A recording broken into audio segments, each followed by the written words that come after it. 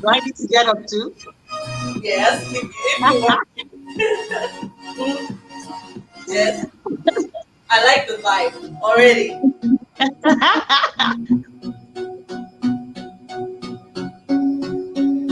I have a special guest in the house today. If you're joining, please share this.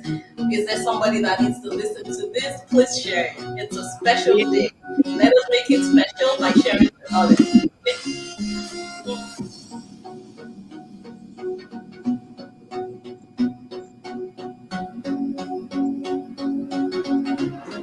Okay.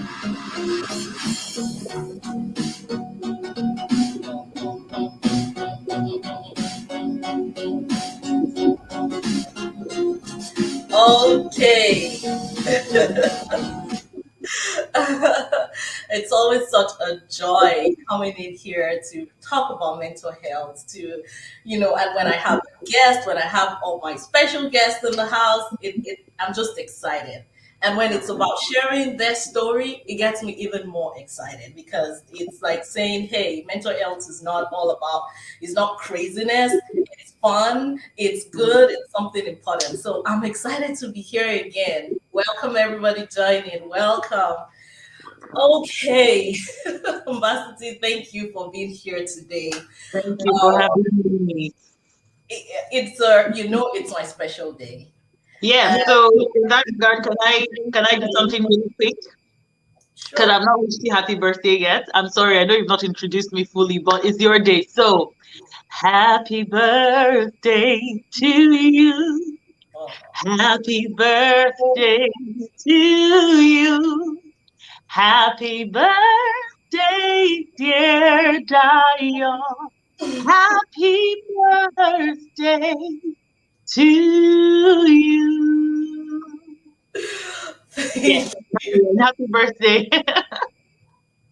Thank you so much. I You're really welcome. appreciate that. Thanks Thank for you. what you do. Yes, thank you for what you do. Thank you. That's a pleasant surprise, and I really do appreciate it. You have a beautiful voice. Glad you liked it. Beautiful Thank voice. you.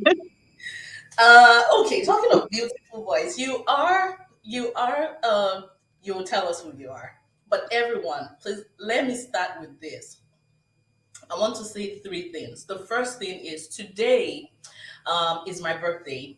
Yesterday is one of my sister-in-law's birthday, Oyanshikalu, and unfortunately, she's no longer here with us. And I just want to take this moment to remember her, to remember the joy she brings and the love she shared when she was alive. So I remember Oyin today fondly, and I just want to say happy postmortem birthday to Oyin. And secondly, today is my birthday, and it got me thinking about how many women that after delivery go through a difficult time. And I reached out to Mbasiti, and she agreed to join me today to share her story to empower other women. So as I'm celebrating my birthday, I'm remembering that somebody gave birth to me. That was a moment, a significant moment in the life of my parents and many women that are going through what we're talking about right now and that will go through it in the future. And I thought, let's focus on postpartum depression. So that's why we're talking about this today. Thirdly, I have a special guest in the house.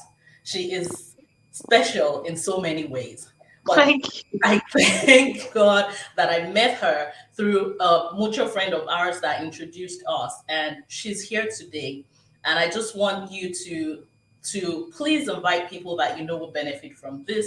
Share this video if you know it's going to help. This might just be your own little effort to increase mental health awareness and shame mental illness stigma. So on that note, I will start by asking our special guest, Mbasiti Jesse, to introduce herself. Okay, hi everyone. I'm delighted to be here to share my story. My name is Mbasiti Jesse. I am a media personality. What that means is I'm a news anchor, a TV presenter, an actor as well. I'm based in Nigeria, Abuja, capital city. Um, yeah. What more? I'm a survivor from of postpartum depression. Yes. Yeah. For Well, now, that's it. all right. Welcome. Welcome, Mbasiti. And I don't want us to, without taking any more time, I want you to let me ask you this. Did you know about postpartum depression before you experienced it?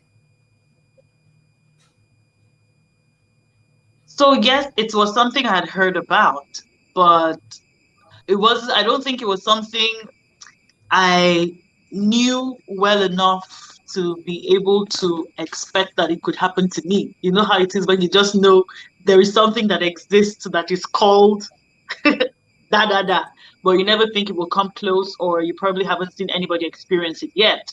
Or maybe you even came across people like that, but you never knew that was what they were going through. So that kind of position. So yes, it was something I had by the ear, yes, but not deeply Okay. before now. So yeah, okay. So, and I Yeah. think a lot of people who are listening to us now or would watch this later, a lot of people also have heard about it. A lot of pregnant women, a lot of Mhm. mothers, a lot of young girls, a lot of people have heard about it, but it's not like we don't really know what it means. And that's why I'm glad that you are here That's to right. share with us your hand experience with postpartum depression. Would you please share your story with us? Right. Okay, so I had my daughter is 7 now, going on 8 months. I had her on the 7th of June, 2021. And of course, it was a pretty smooth delivery, to be honest. Smooth. Then on the day that I had her, before I went in to the labor room, as we call it here, I was told that my blood pressure had shot up. So of course, after delivery, it came down, but it didn't quite go as low as it should. It was still slightly high or borderline. And so I needed to return back to the hospital for several checks. And I remember the third time that I had gone back, because it was still borderline, it had spiked to somewhere around 170, 110. And I know I panicked at that point. Now, this was the same week that I had my daughter. And I know it was hard for me to control my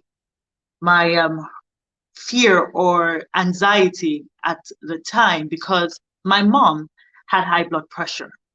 Matter of fact, she was dancing one day and she slumped. That's how she passed. And we know the that to be as a result of a complication, most likely from high blood pressure or something cardiovascular, right? So I had always had it at the back of my head or at the back of my mind that high blood pressure or hypertension wasn't something I wanted to ever have. And I didn't want to live on meds like my mom did. I didn't want to die like my mother passed. And so when I was told that I had high blood pressure, I got really anxious about that. So it became a case of, would you go on meds? Would you not go on meds? When you begin the meds, you can't stop them, blah, blah, blah, just different things around that. And so there was that. Then I started having some pain on my hand. Then I started, so this is me trying to just run through the story. Then I had a really bad cold. So it seemed to me like after this baby, all I had were series of ailments from one ailment to the other. And so it truly put me in a bad emotional place. But top on this chart was my high blood pressure. So I started taking the meds. Of course, it was not what I wanted, but it was what it was. And I remember that on one of those days, on the day on during the period where I had this really bad flu, I was frustrated. It was a really bad day. And I remember just crying through the day. So the previous night I couldn't sleep. Of course, there were other factors that contributed. I wasn't sleeping properly. I couldn't even sleep because of what my mind was going through. I also couldn't sleep because of course, new mom duties, even though I had help actually. And I remember that on this particular day, and this was like 4 weeks, a day before my daughter turned 4 weeks. I just knew that that particular day I couldn't stop crying, and my head was full. I was anxious. I was scared about everything. I remember I had to keep pacing. I would go out, walk. It was about to rain. I'm sure I would have even been able to walk in the rain if it had rained. I would walk out and then come back, and I was just unconsolable. I tried to sleep and I couldn't sleep. The previous night, of course, I didn't sleep well, the flu being a major factor. So I knew I needed to rest. I was feeling sleepy, but I would keep startling out of my sleep. And so I couldn't sleep. And so I put a call through to my sister who is based in Canada, and I was speaking with her, and I was just all tears. I remember that day I called all my support system, like I'll call them, like close family. And I'm like, you all, please just pray for me. I have no idea what's going on. Okay, not exactly. I didn't understand. I knew I was anxious. I know that there's something as anxiety. So I knew I was going through anxiety. It had never happened to me, extreme anxiety, but I couldn't, it didn't, to me, I didn't quite know how to place my hands on how I got there. I just knew that my head was full. It was full of negativity. I was afraid for everything. And it seemed like I didn't have control over that. Over that. Yes. And so even that got me scared, freaked me out. Like, what is wrong with me? Why am Like, I so what's going on? what's going on? Like, Exactly. confused. What's happening? And so I just knew, I told everybody, I'm like, I'm going through anxiety. Just pray for me. I don't know what this is. Just pray for me. And I cried. And so, like I said, I spoke with my sister, and I tell her, I said, I'm just, my head is full. I'm very anxious. I just don't know what to do. Blah, blah, blah. And then she tells me, and she says, Mbasiti, just be easy on yourself. You're experiencing postpartum depression. It happens. So why I can also tell the difference, excuse me, is because with my other kids, I'm sure I experienced the blues. So I had like just a few waves of just gloomy sadness, and then it's gone. So with this particular baby, I was after a few days, I was like, okay, no blues. Interesting. I felt normal for a couple of days.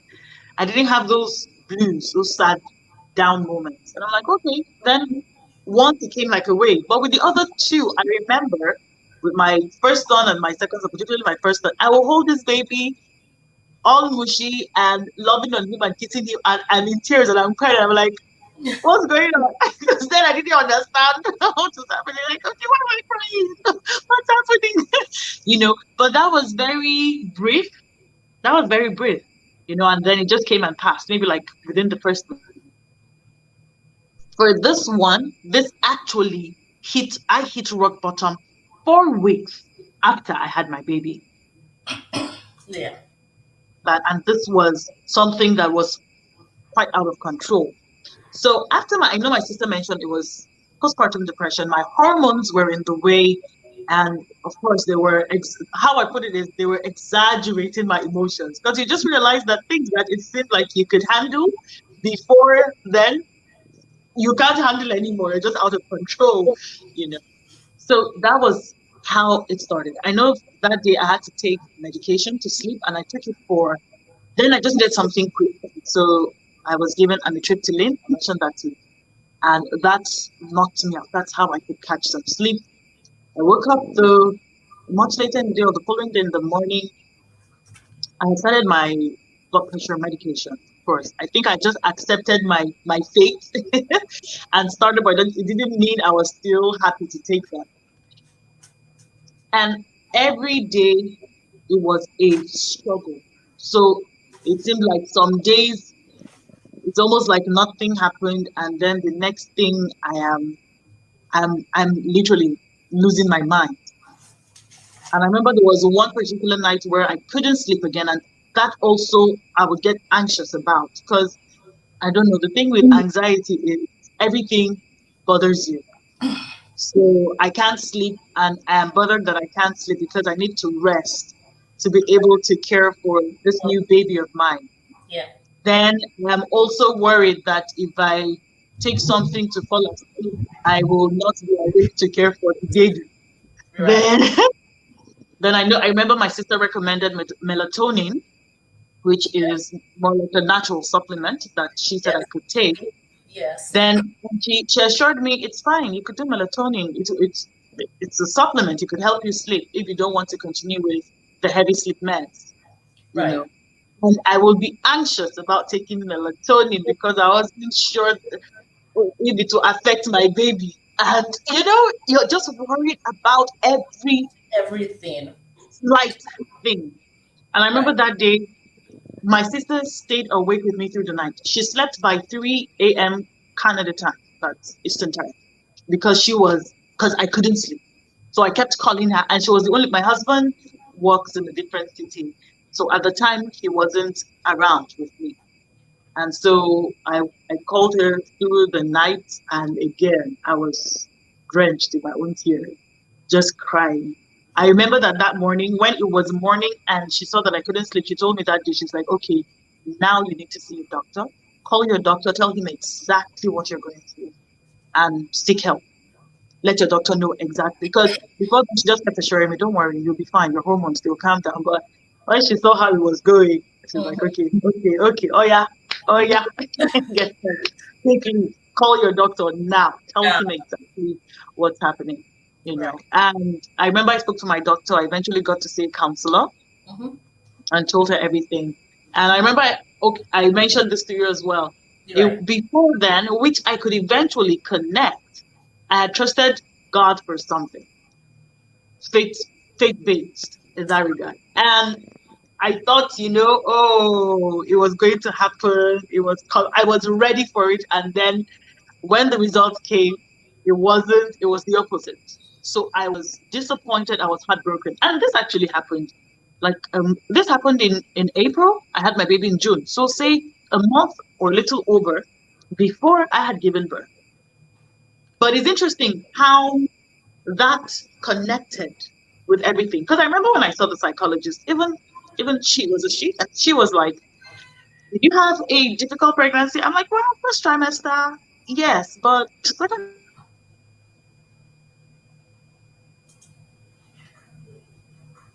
The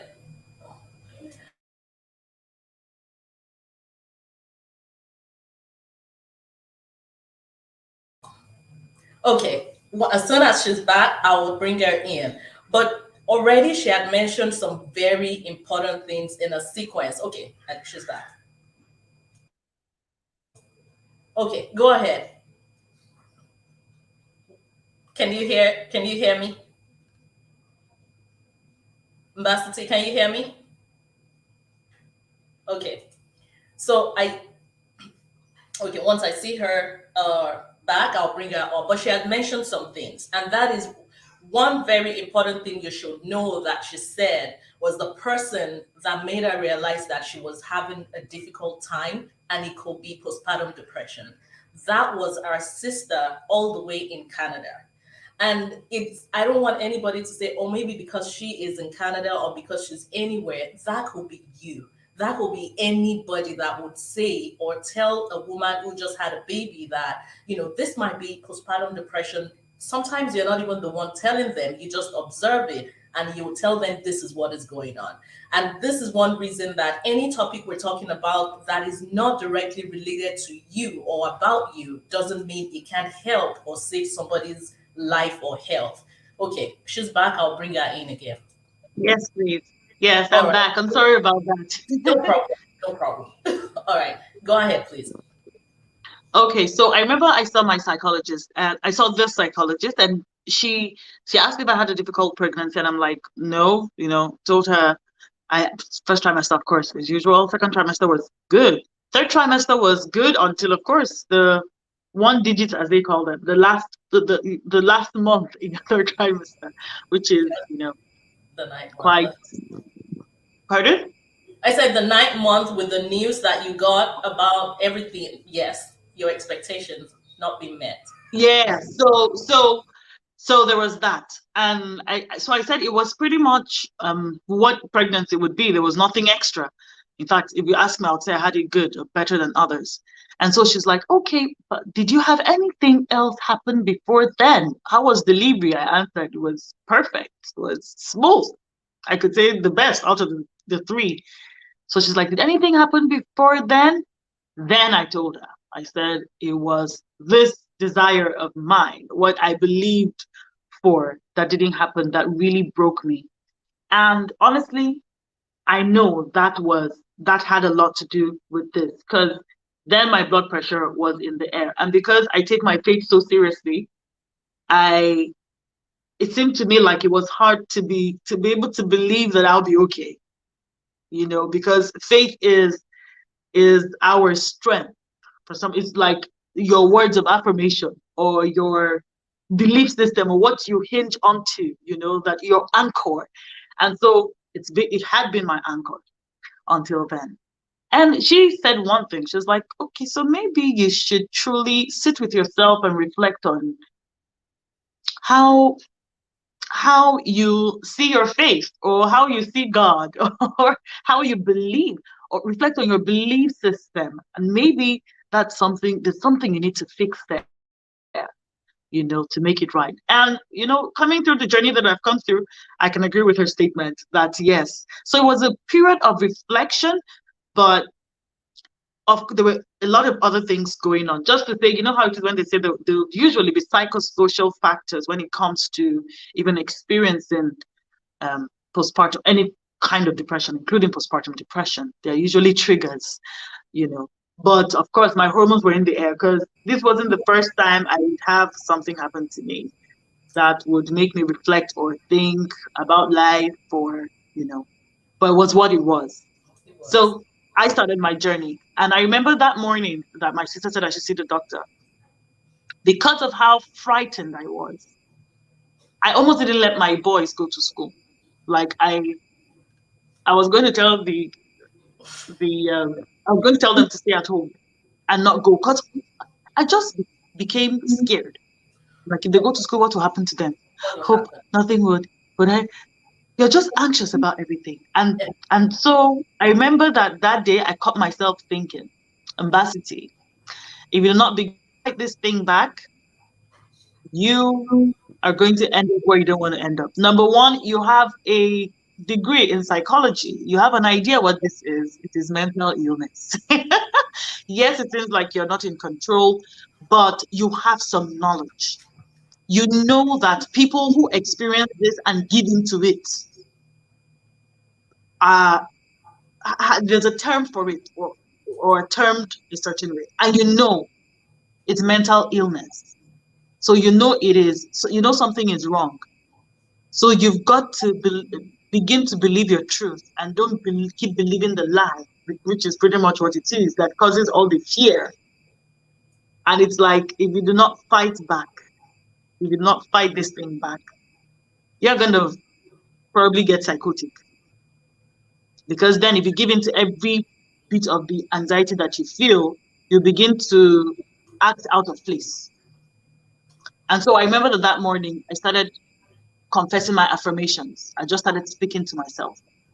I just started telling myself things like, my mind is intact, I'm in charge. And I know that those words worked for me. And of course, to be honest, I used my faith as well. There were things that were in the Bible or scriptures that I know that I held onto that helped me through, that I stood with. I just made declarations, confessions, affirmations, what we will call them, because these things truly work. I just sat in positivity. I remember one of the days, because my cousin had to move in to live with me. It was a pretty dark season.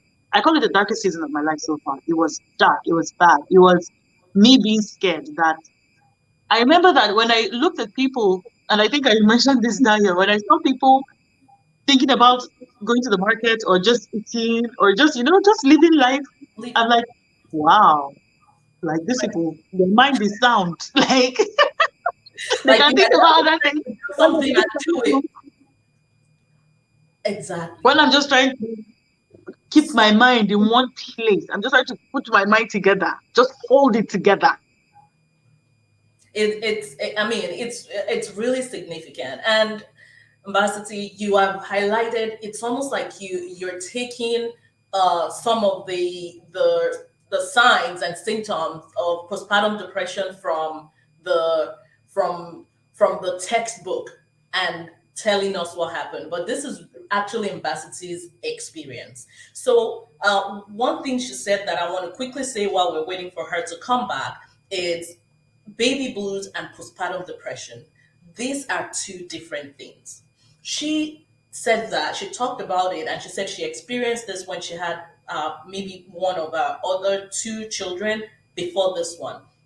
So baby blues happens to so a lot of women after child delivery, and it's happening because there's a big sudden drop in the hormones in our estrogen, progesterone, and the thyroid level, and you just have that fatigue. You have you have the crying spells, you have the sleeplessness, you have all those things going on at the same time. You're just moody. You're like, what is going on? So you see a woman who just had a baby just feeling down or crying uncontrollably, or they're just sad or not interested in anything.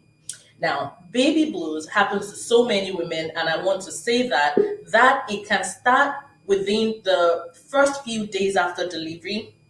It peaks about a week after delivery, and by 2 weeks after delivery, baby blues should be over. It's for a short period of time, like she described it. But with postpartum depression, I want you to know that it is different in the sense that it is more severe. And some of the things you want to watch out for is you're thinking, you want to be aware of your thoughts.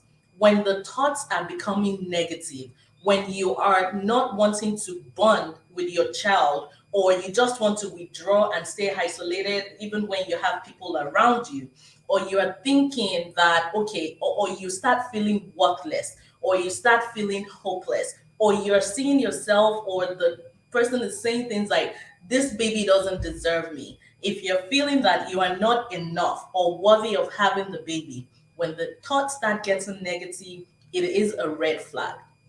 Another thing to know is when you start when you get over, when it's not going after 2 weeks, you want to, it's a red flag too. Baby blues should go away within like 2 weeks. When it's not going away, it keeps lingering, it's another red flag. With postpartum depression, it is serious, and in some cases, in most cases, treatment is recommended. Treatment is important at that stage. You don't want to leave things just, you don't want to leave things lingering for too long, or you don't want to think that it is nothing. Either if you are the one experiencing it, or it's your wife experiencing it, or somebody that is related to you or around you who just had a baby, you want to tell them, just like her sister told her to go and to go and see her doctor. You want to make sure that you ask that person to seek help. Now, while we're waiting for her to come back, some of the things, I will post something here and I will post it later. Some of the things, one of the things that can help, a screening tool that is helpful, is this Edinburgh screening tool. um, I'll post it here, and you have a mother, the Edinburgh a postpartum depression scale.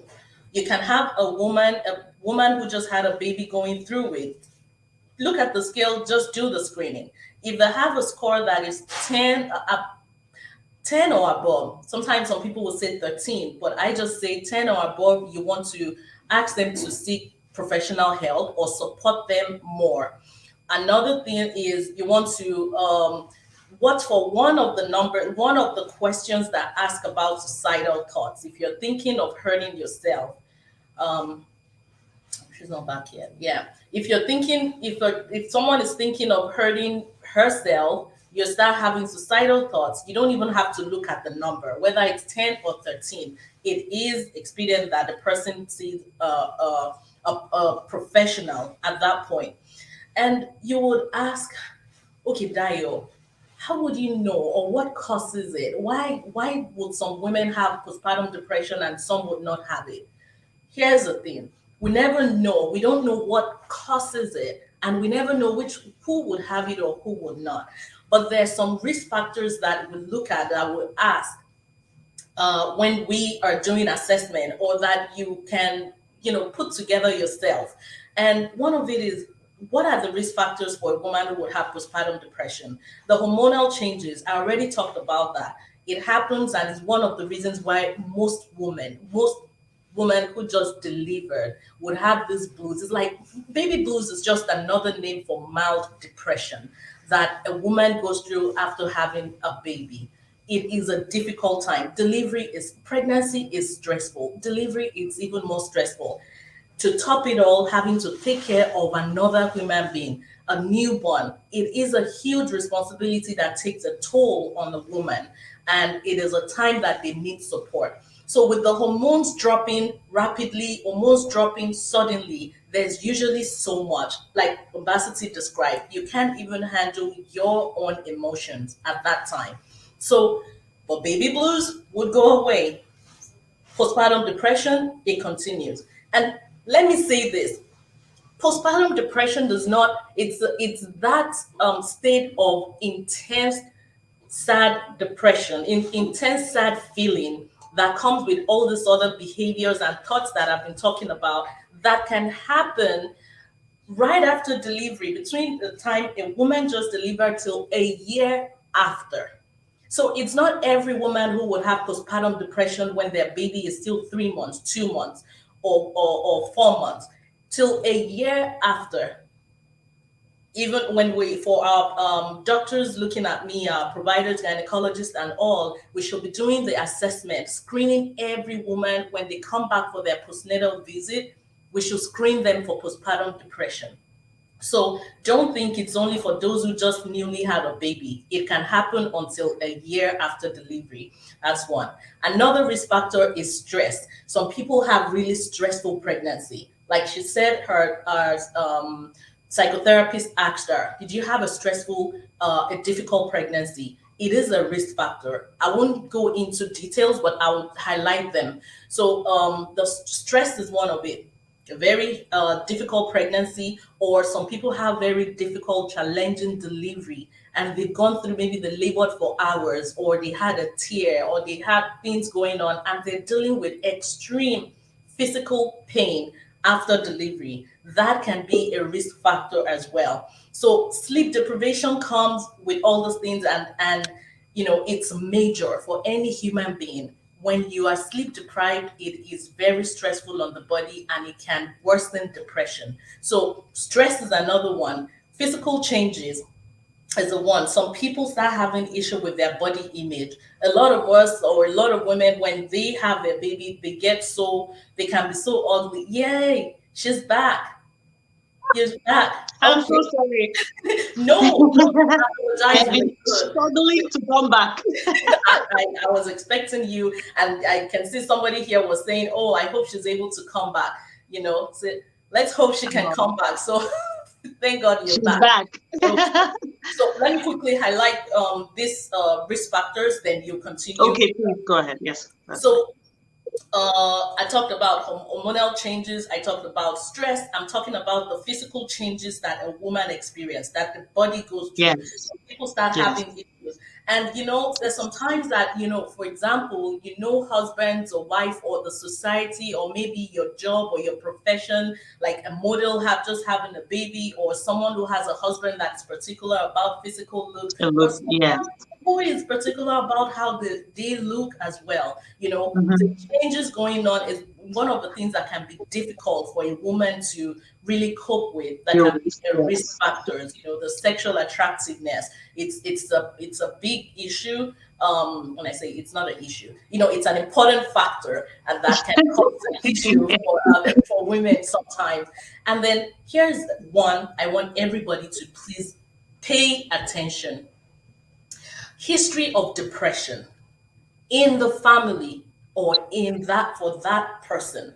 When there's history of non-pregnancy related depression, Related might be depression. your mom who had it, or your aunt, or your sibling, a sister or brother that had depression, a history of depression in the family is a risk factor for postpartum depression.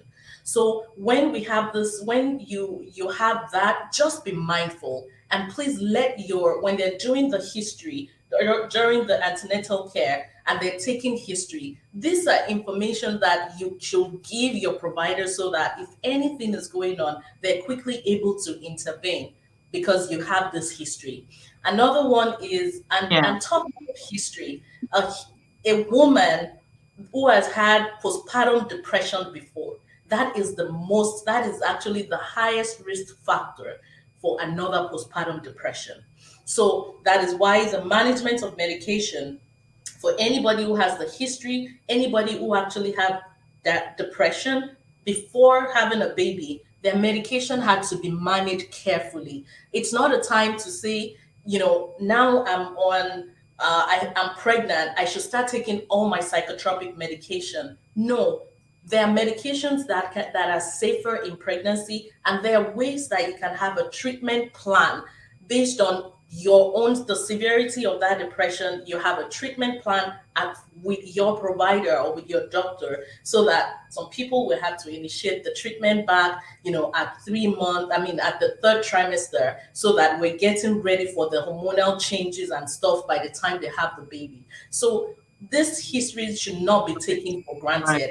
There are risk factors that we should be careful Mm. about. So lastly, before Mbasiti will continue, I want to talk about she mentioned it, the psychosocial factor, the social stressors around a woman that is in a difficult relationship, a woman who had a pregnancy rejected by the one who, maybe they impregnated her or that he got pregnant together, or someone who lacked emotional support, or a woman who is in an abusive relationship, or a woman going through financial issues. When there's a difficult situation in the family, it is a risk factor for a woman who just had a baby. So all those things being put together are risk factors, but who a lot of us have some of these risk factors, going on, and that is why we should know about it and not anticipate it, but at least do all we can to prevent it. Support, being there for the person, helping. And I would have Ambassador tell us who are the people that were there for you. Who are the people? You mentioned your sister. Yes. Her Yes. intervention Yes. is so Yes. significant because she was the one that gave you that light bulb moment. This might be postpartum depression. Call your doctor.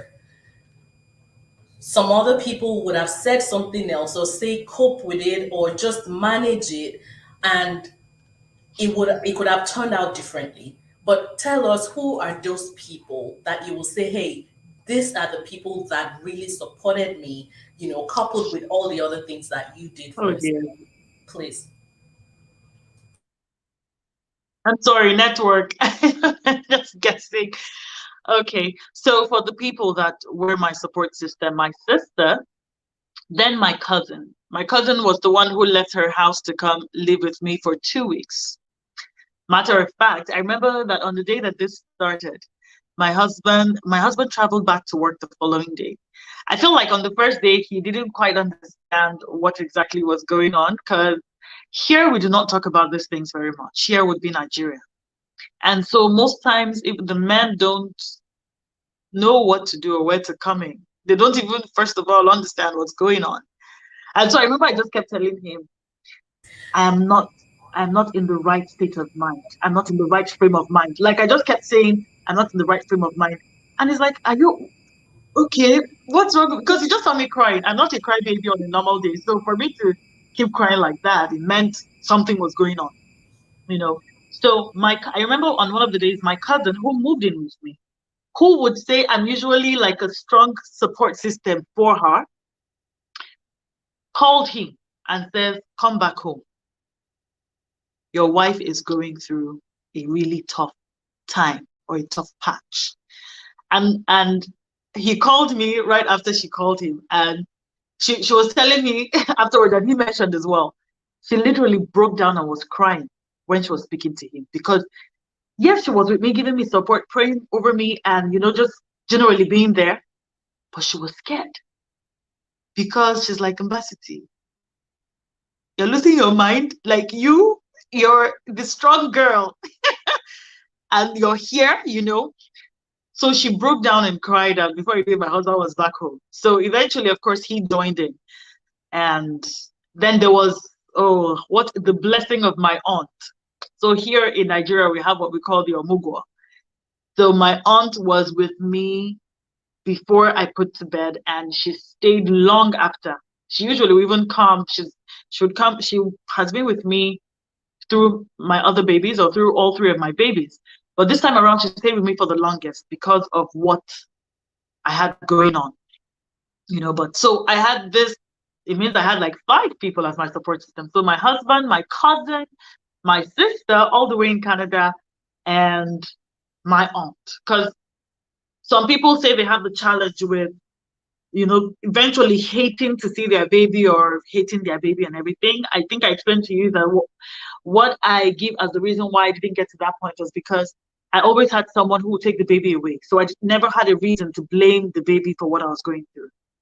So they would always, in fact, one of the things that was also like a letdown for me was the fact that I couldn't exclusively breastfeed this particular baby. I did it for the others because this time around my supply was my supply was very minimal. I wasn't lactating properly, so I had to supplement. Then I also needed to rest, I needed to sleep, I needed to, time to myself. So I couldn't consistently breastfeed. And even when I tried to pump, I wasn't pumping so much. So they would supplement with formula and they'll be able to take her away and feed her. So times when I could catch some sleep, she would be with them. So that made a huge difference. So when people sometimes, because there are different triggers or different factors that can be a trigger for postpartum hypertension, that's psychosocial factors. When people say, of course, when you don't have support, it is a major factor. For me, I say I had support and I still went through postpartum depression. Like I had people take away. But another thing that I would say when it comes to having, a support system is I also realized that during this period, the people who you would want around are people that you truly consider a support system. Most times you don't just want just anybody to be around. It doesn't matter, You're right. maybe except in the case where you truly don't have a choice. But for me, there are four people who are a major support system. My sister, my cousin, my husband. I don't know. I Yeah. don't remember who the fourth one is, but these three people are key. It didn't just have to do with me having the baby. Right. Through life, these are the people that I will cast my weight on if I have like a diagnosis or anything. Right. So another thing about support system is sometimes support system would not stop that thing from happening, but you need the support system while you're going through something. You need the support. Okay, you back? Yeah. You need the support. Sorry, Sometimes, yes, I can hear you yeah. now. Yes, Sometimes the support system is not for something not to happen. Sometimes it would happen anyway, but you need the support system at the right yes, support system at that time to help you go through it and just triumph like you did. that's So right. yeah, so I'm Yes. thinking you got that support. But so now you mentioned something about your Oh, aunt yeah. coming around to help you and the omugo and stuff. And this is I want to use this opportunity and I'll let you also say, you see the cultural part of having people come stay around. It's Sorry, I also didn't hear that. I mentioned something about your yeah. aunt coming to stay with you when you had your babies. That she would Or- come be with you when you had your baby, Yes, right? Okay. So yes, the logo yes, factor, that yes. cultural practice of having someone come from home, either your mother-in-law or your mom or your aunt, like in your case, come help you. So what I want to say about this is this is another reason that people should know about postpartum depression. So that one, when you're staying with someone, you can identify there's something going on and support them, and identify that Yes. something's going on and ask them to, maybe treat themselves or do something. Get help. Like in Yes. yes. So you give them Yes. breaks, not stressing them. A woman who just had a baby might not be able to cook, Yes. might not be able to do a lot of other things. They need help. It is not the time that, it is not a time that they will do these extra things. It's a time that they need you to take a burden off them. A lot is going on in the head, in the body, and in the behavior of a woman who just had a baby. So when we're going to do omugo, when we're going to, celebrate with someone who just had a baby, we want to be mindful of these things and support them. Uh, and the part where she talked about some people, they said they get to the point where maybe they want to hurt the baby or do something like that. I want to use this moment to highlight, to tell us about one issue that we don't talk about a lot. Well, it is rare, but it happens, and that is Yeah. postpartum psychosis. Postpartum psychosis is Psychosis. different from postpartum depression, yes.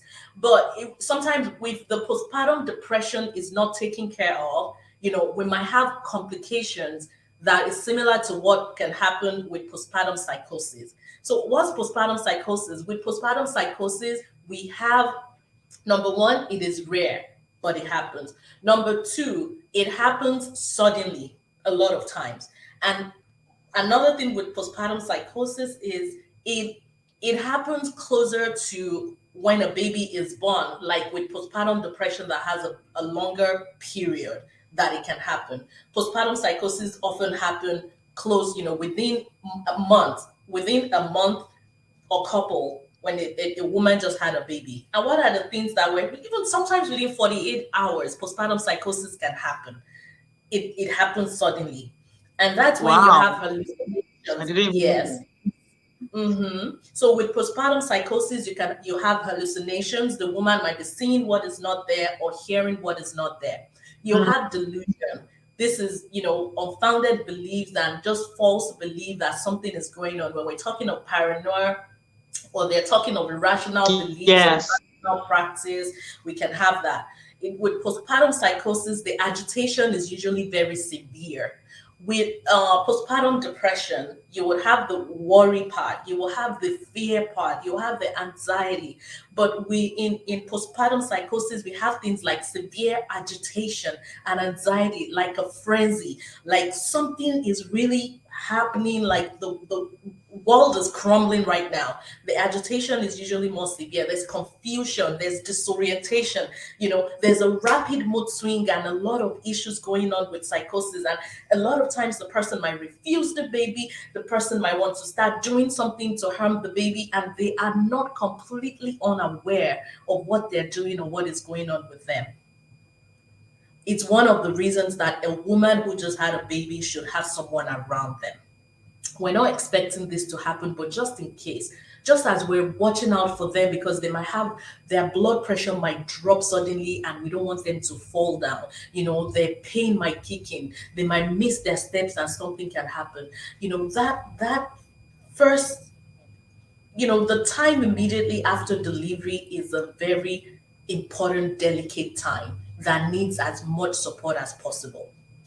So in the case of postpartum psychosis, postpartum depression is a severe illness that should be treated. Postpartum psychosis is an emergency. Postpartum psychosis is an emergency. The person has to be taken to the hospital. The safe thing to do is to hospitalize the person for the safety of the baby and for their own safety. They might have thoughts of killing the baby, and that's why we might have infanticide or suicide or homicide at that time. They might be completely unaware of what is going on with them. So we don't talk about postpartum psychosis but it is rare and it does happen in some instances. And when this happens, I want all of us to know this is an emergency. It's not a time to shame a woman. It's not a time to point fingers. It's not a time to spread the news that their family, they're crazy and we should not be with them. It's a time of support. It's a time Right. of awareness. It's a time to really be human with the person. So, and then be able to take care of the baby. And one of the other important reasons that postpartum depression and postpartum psychosis, or even baby blues, is a time that we need the support is because of its importance in the life of this new human being. The baby at the time of birth, for their brain support and brain health going forward, they need that thing that is that only mothers are able to give, which is the healthy attachment that we call bonding at the time a child is born. The kind of attachment that a person has even impacts their life and living all through their life. So a baby needs nurturing, needs care, needs attachment, need a positive attachment to the mom. But a woman who is depressed, a woman who can take care of her baby, a woman who is fatigued, a woman who doesn't want to eat, a woman who is hating on herself, a woman who is severely anxious, a woman who is just tired, a woman having negative thoughts would not be able to do all these things. And that's where the support comes from. And that's why not just men should know about postpartum depression, not just women, everyone should know about postpartum depression, even employers, even leaders. Because when we understand this thing, I think more people, more organizations will start adjusting their policy about what's it called, the maternal, what's it called, what Maternity leave. maternity leave, yes. I think we're going to start adjusting the maternity leave policy if more organizations and more leaders understand what it takes and the impact Yeah. of a healthy postpartum period for the woman and for the infant that it just had. So I mean, this issues is not just a woman issue. It's not just a man issue. So husband would understand. It's it's something that we all should know so that we actually have the support in place. And no stigma. It's a no Yeah. stigma zone. It's a no Yeah. stigma zone. Yes. So you told us this thing. So let me ask you this question as we wrap up. Why are you sharing your story? I first read about your story on Facebook when you wrote something, but I want you to tell Yes. people the deeper meaning why you will come and sat outside and talk about a mental illness that you had. So I feel like it's important. It's something that we're not aware of, especially here in this environment in Nigeria, where I'm based or located. And even if there was enough awareness regarding this, one more person you have speaking about this would have a way of making other people be able to identify, right? We all have an audience. And I've realized that because I can boldly come out to say I've also experienced this, it's easier for a lot of people to come out to also say, I think I'm going through this. Oh, I actually experienced this. Because even on that post that I made, I had a number of people say, oh, I went through this. I went through this. Was this what it was? So there's the knowledge gap that honestly I'm trying to fill in. And I am also open to be able to share to help others who are also experiencing the same thing. Like today, or was it yesterday, after I posted the flyer, I had someone reach out to me. I had someone comment to say this is what I'm going through right now, and I've been in talks with the person. Yes. So, and I, there are a lot of women in the world, and women will keep having babies. Yeah, So yeah, it means that you would keep having people who would keep experiencing this. Might not be 100%, But more often than we actually get to even know it, especially in this society here, you have people experiencing this, whether it's just baby blues or postpartum depression or anxiety or psychosis in some cases. But when there's the knowledge that, oh, this is what it is, then it's easier to know how to address it before you think it's village people that are doing something. I had a pastor get me to speak on his group. He's like, because we need to talk about these things. So this was like 4 months ago when I moved, or three. And he's like, could you please come talk to, I've got a group. He's a pastor. I don't know if it's his church members. I don't even know very much about it. But he's like, could you please just come? Let's talk about this thing on this platform so people understand that it is not exactly a spiritual, it is not an attack. It is an experience, it's a mental health situation. There are factors Right. around in our reality that trigger these experiences This and they experience. can be addressed.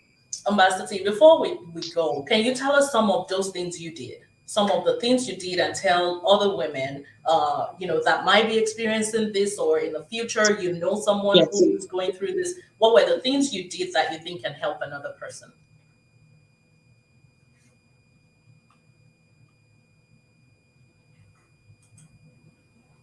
Okay.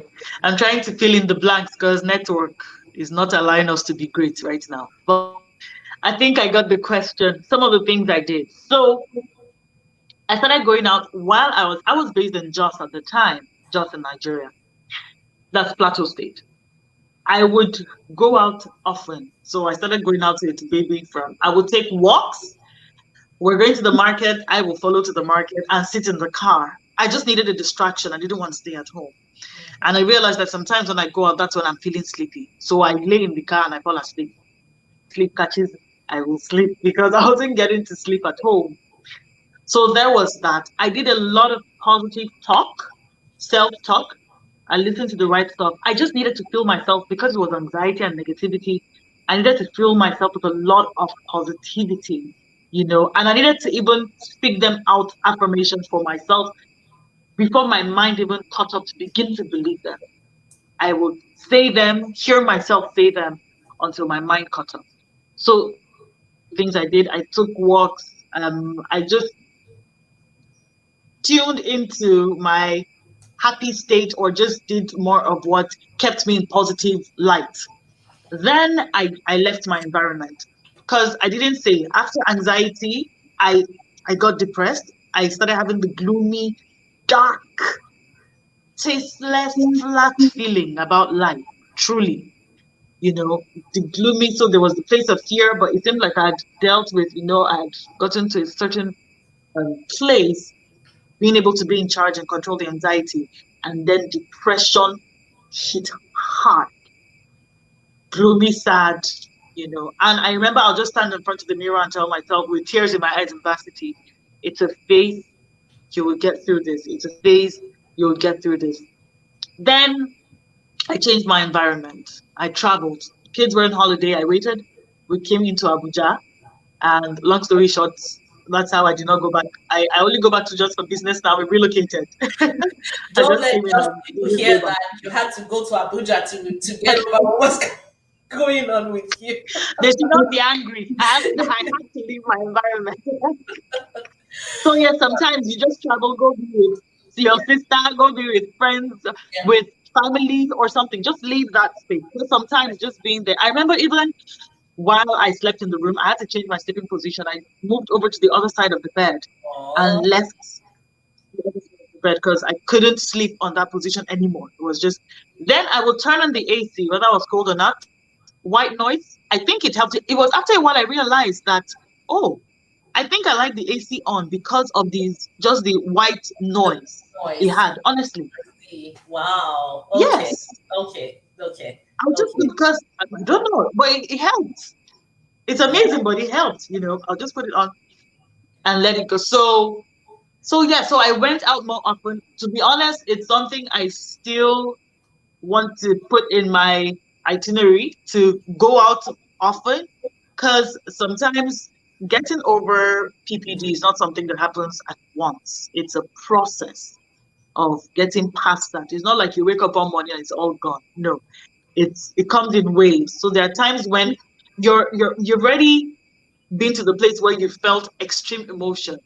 So once in a while, when you have things that kind of trigger your anxiety or trigger your sadness, it's almost like a reminder, like I said, of what you have experienced, and you're wondering, oh, hope Right. I'm not having a relapse. So I don't want to get there. I don't want to go there, So, and Right. that alone can bring the consciousness of what you've experienced back again. So it's a continuous process of Right. healing, and that's why we need people like Dio in our lives.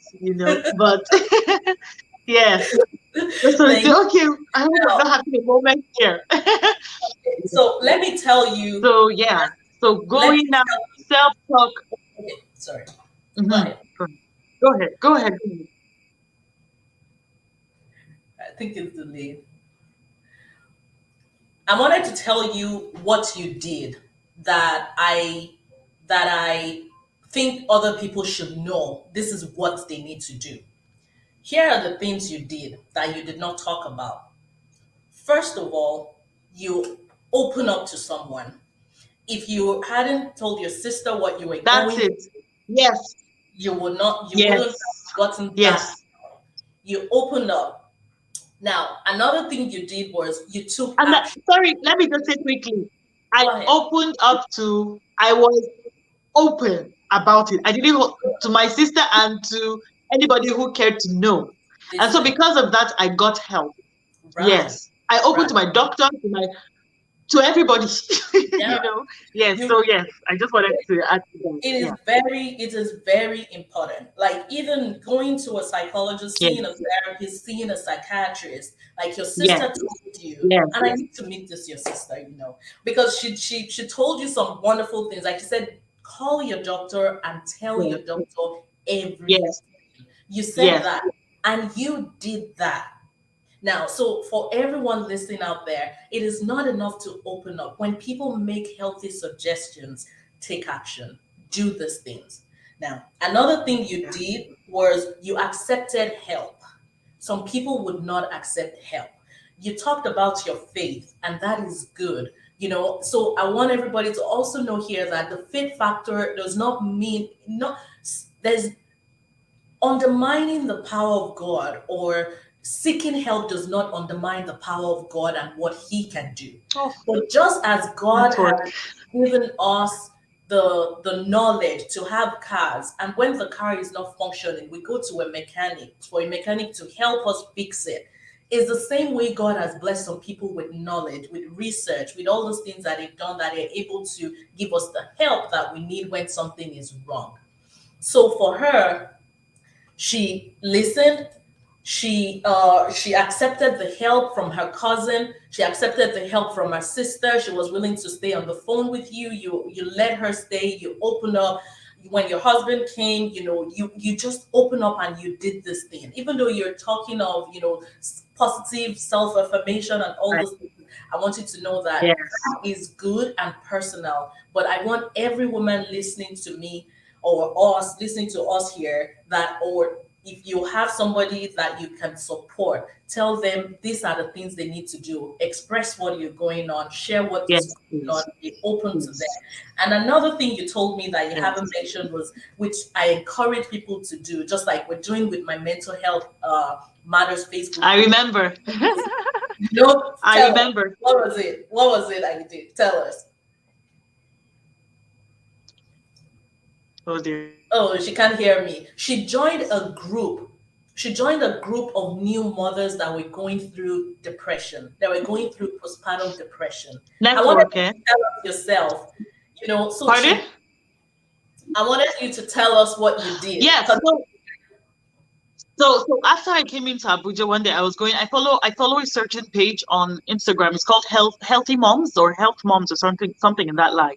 And a certain lady posted a video, and she was crying, and she had her newborn in her arms, and she says, "Yes, postpartum depression. I could make do with some friends." And so I saw a lot of people in the comments, saying, "Hang in there, Mama. You'll be okay. You'll be okay. You'll be okay."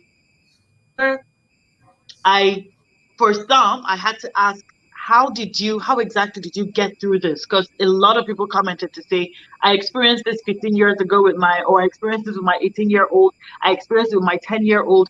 Some said with their 20s. It just went to say, because at some point, the pressure, especially with depression, is you feel like it's going to last forever. You feel like it's not something you get over. So when you see that people have been where you are at the moment and they got out of it and got their lives back, it's hope given. And Yeah. so I remember I sent them messages and they would comment and respond.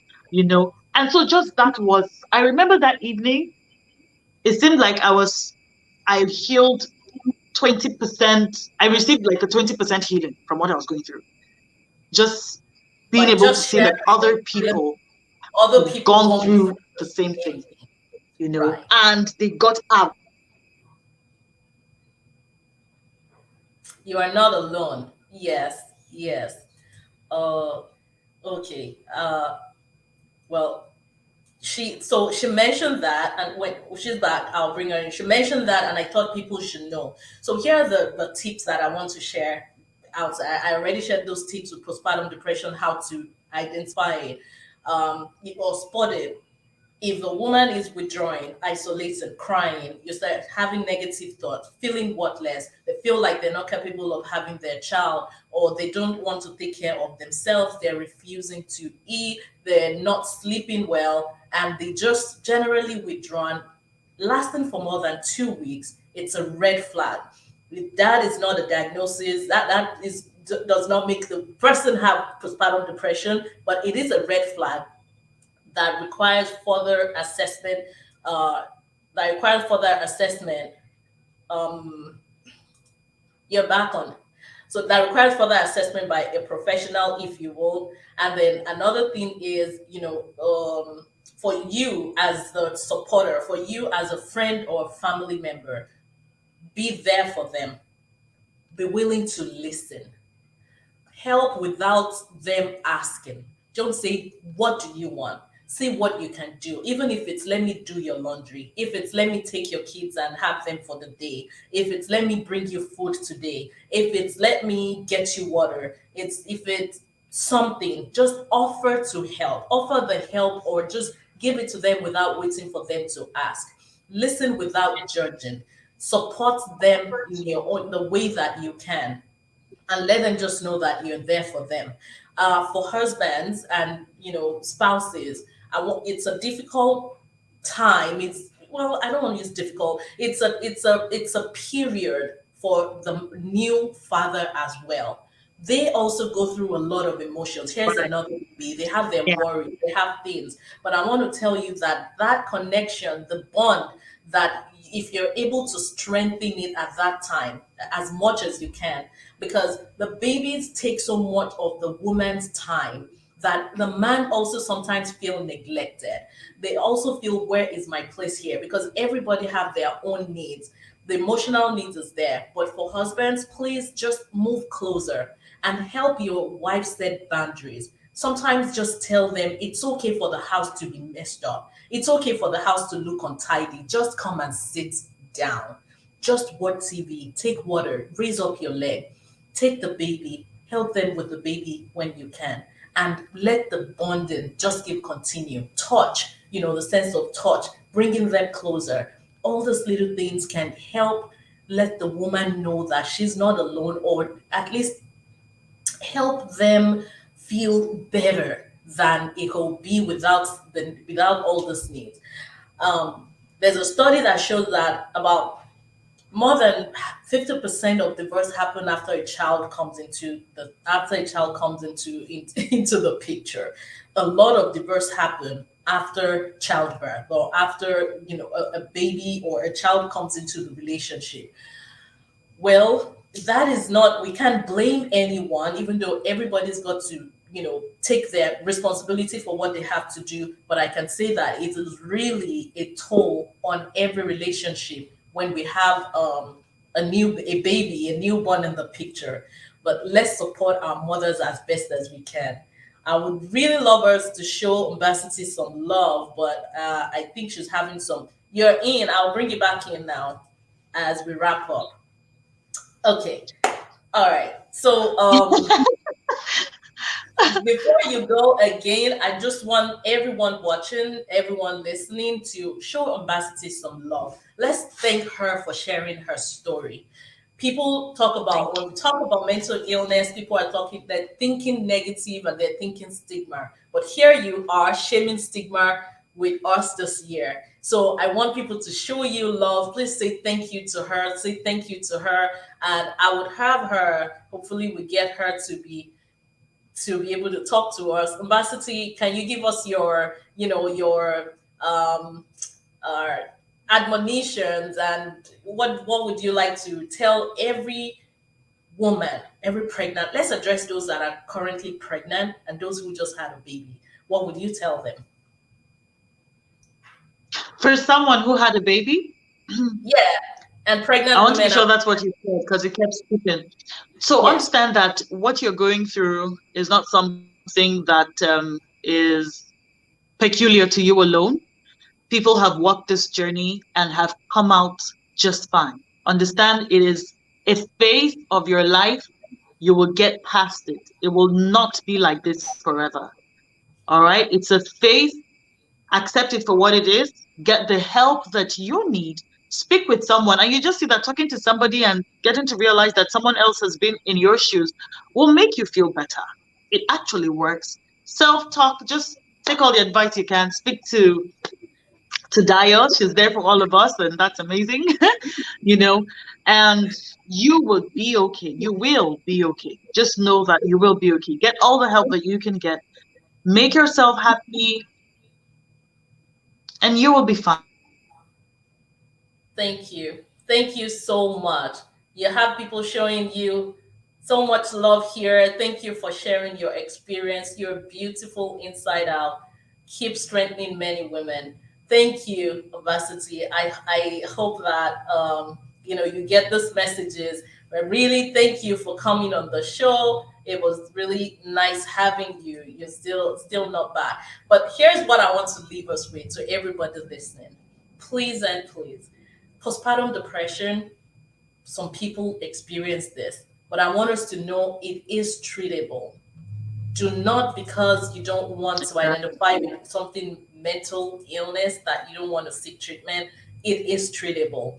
If you're on medication, your provider, your doctor will work with you for to use the right meds at the right time, and they would factor the baby into the treatment plan. But get Yes. help so that we can get to a point where you will be there for your baby long term. Postpartum depression is treatable. Let's say no to mental illness stigma, and let's support somebody today. So thank you so much, Varsity. I cannot thank you enough for making my birthday special by helping me send out this message to every pregnant woman out there, or to any woman that is currently going through Uh, postpartum. what an honor. Okay, all right, What an everyone. honor. I'll see Thank you you for next. sharing your day with me.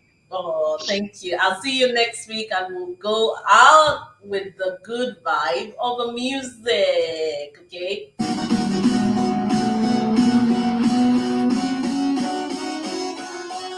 This is the part where we dance again. Mm-hmm. All right, bye. I see you all next week with another person that will be sharing a powerful story.